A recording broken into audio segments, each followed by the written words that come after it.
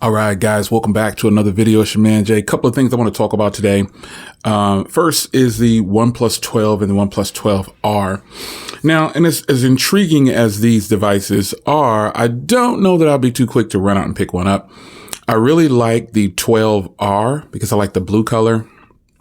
But I feel like I'm just going to be buying into the OnePlus 11.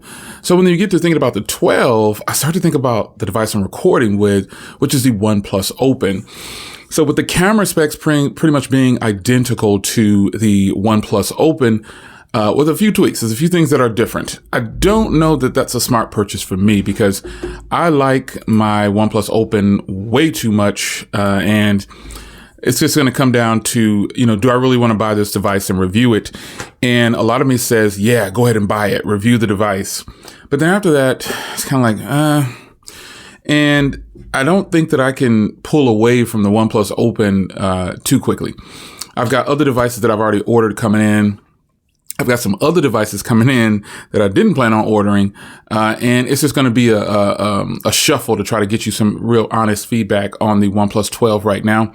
So I think what I'm going to do is I'm going to hold off until they get that nice price drop that I know is going to happen, because typically OnePluses are sold at Best Buys a lot, and so Best Buy will throw them on sale for $150 off, $200 off, easy. So I might do that. I might wait and do that and see if that works out, or I might just get that tech itch and go ahead and buy it. That frequently happens to you, man, Jay. I say I'm not going to buy something. And then the next thing you know, it's on the channel, and here we are. So, but I wanted to throw up a quick video. What do you think about the OnePlus 12 and 12R? Which one would you be getting? Do you like the blue or the black colors? They're calling it irony gray or something like that for the other dark colors, I believe. But I just saw the green one with the marble effect, and then I saw the blue one, and I thought, wow, that's it. And the blue, the 12R is priced at $499.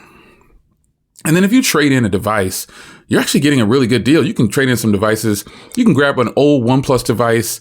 I have a couple of Nords laying around, and I can get $120, $150 for those and get that device for, $300 plus. So it'll be a good device to swap out some OnePlus devices with.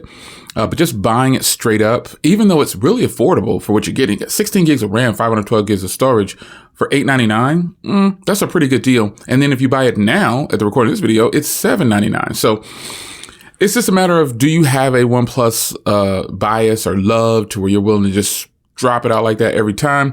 When I did that with the OnePlus 11, I had some regrets. I was like, I still got my OnePlus 9. And I think I had the OnePlus 10, the OnePlus 9. And I was like, should I even get this? And I quickly sold it off afterwards and just figured, it's too close to what I already have.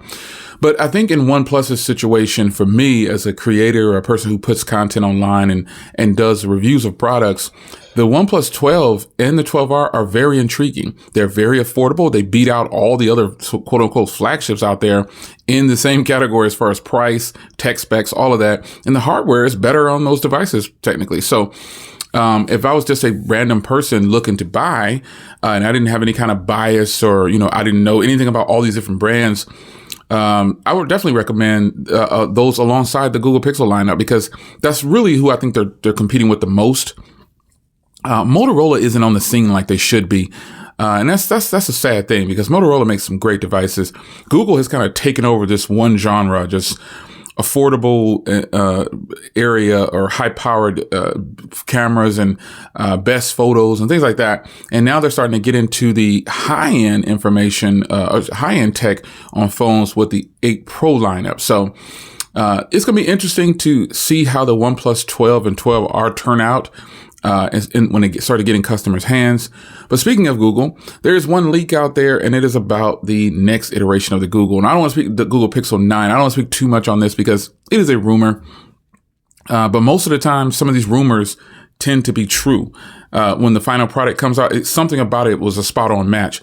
So I hate leaks, man. I don't, hate is a strong word. I really dislike when products leak out and then I see it and then I can't unsee it. And I really like to be surprised with product launches like back in the day. But it just doesn't happen nowadays. So people feel the urge to be first and leak out the company's products. And sometimes the companies will just put their products out. Like I like that one year, I forgot what year it was. Google just said, here's the device. See you at the launch event, and that was it. So I don't know if they'll do that this time again, but yeah, I thought that was pretty cool of them. They said, if you want to keep talking about our devices, trying to leak them, we'll just leak them ourselves. Here they are. Now you can't buy them for a month or two, however long it was. It was pretty good. I like that move that they did. But nonetheless, new leaks for Google's new device, and the OnePlus 12 and 12R are out. Which one are you buying for the OnePlus devices, if you're buying any? So it's your man Jay. I got to take this phone call, and I'll see you in the next video. Take care.